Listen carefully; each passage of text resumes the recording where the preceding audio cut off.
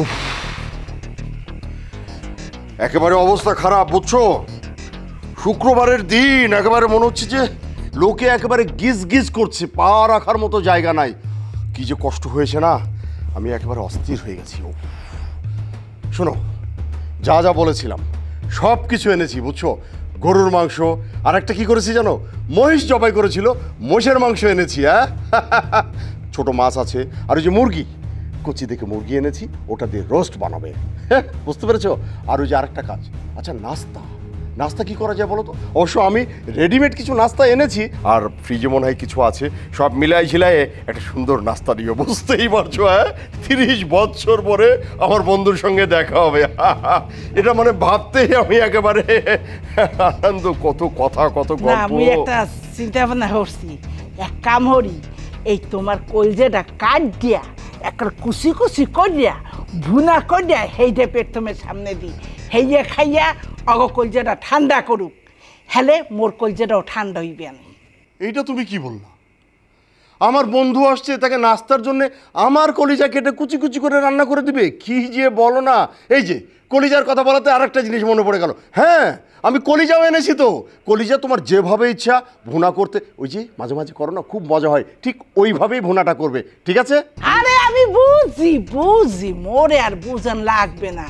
মুই কইতে আছি কি, পেট্রোম তোমার কলজেটা কাটতে ভুনা করিয়া খাওয়ামো, সেই পরে ঠ্যাং হইতে শুরু করমু, একটা পাট কাটবো আর একটা পাট খাওয়ামো।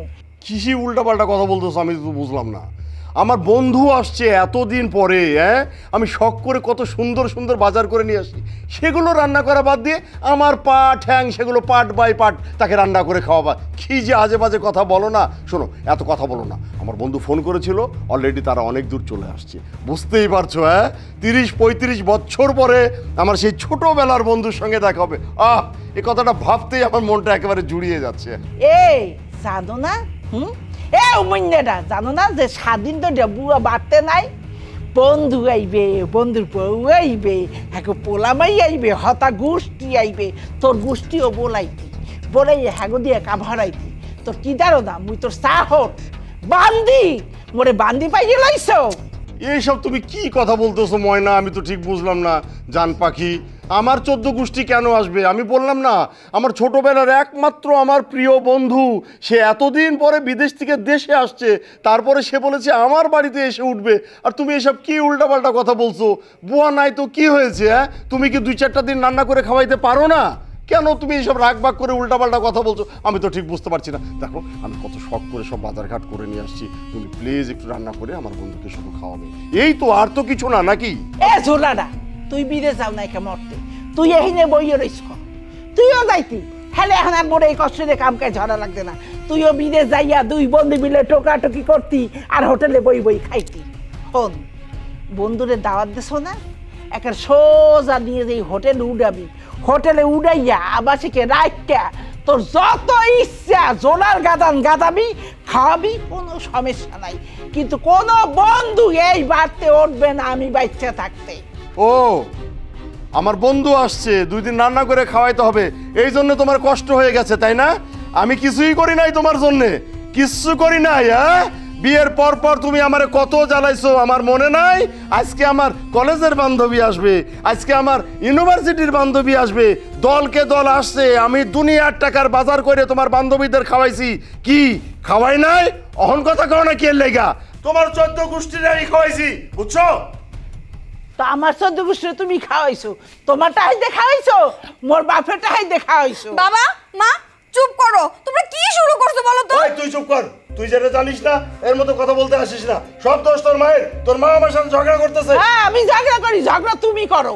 আমি ঝগড়া করি? হ্যাঁ। জানিস, আমার একটা বন্ধু আসছে বিদেশ থেকে, আজকে 30-35 বছর পরে আমার বন্ধু আসবে বলে তোর মাথায় বেগুনে জ্বলতেছে। আমি কত শখ করে বাজার করে নিয়ে আসছি, সেগুলো একটু রান্না করে খাওয়াবে। কাজের বুয়া নাই, অমুক নাই, তমুক নাই, উনি পারবেন না এসব করতে। বাবা মা একটু চুপ থাকো, তোমরা কি শুরু করছো? এই বাড়িটারে কি বানায় ফেলতেছো তোমরা?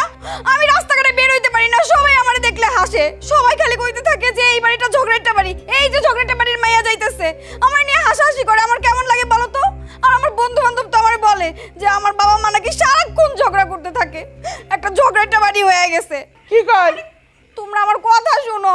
আমি আমার বন্ধু বান্ধবের কাছে না মুখ দেখাইতে পারতেছি না।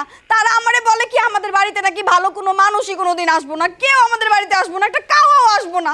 তখন এগুলো শুনতে আমার কি খুব ভালো লাগে। তোমরা কি চাও কও তো? আমি কি আত্মহত্যা করবো? ছি ছি ছি, এই যে এই লোকটাই সবে দায়ী। মন মাইয়ের যদি কিছু হয় তোরে বই ছাড়বো না, তোরে বই জেলের ভাত খাওয়াই ছাড়বো।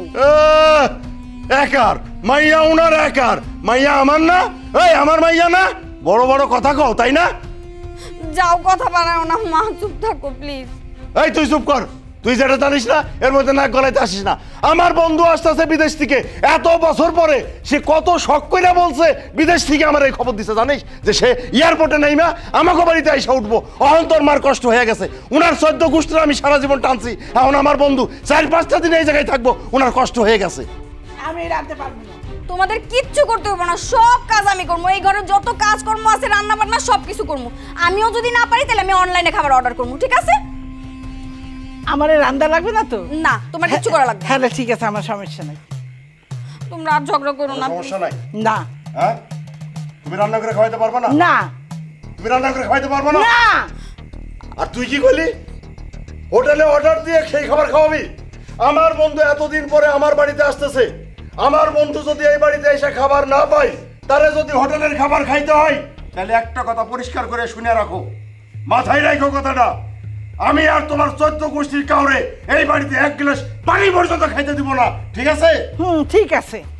হ্যাঁ হ্যাঁ হ্যাঁ হ্যাঁ মাথায় রাখো, হ্যাঁ রাখছি। আমি খাওয়াবো না, হ্যাঁ। এটাই আমার ফাইনাল কথা। তোর বাপেরটা খাইবে না, খাইলে মোর বাপেরটা খাইবে। ওর বাপেরটা খাইবে। উমাইনের ঘরের উমাইন না জানি কোন হানে। মার কথা কো না মা। কি কথা কই? তোর বাবা বললো কি কেমন আরে তুই দাও সব কথা গেলে বললো কি বাজা। এখন থেকে সব কাজ আমি করবো মা, ঝগড়া করো না, কান্দো না মা।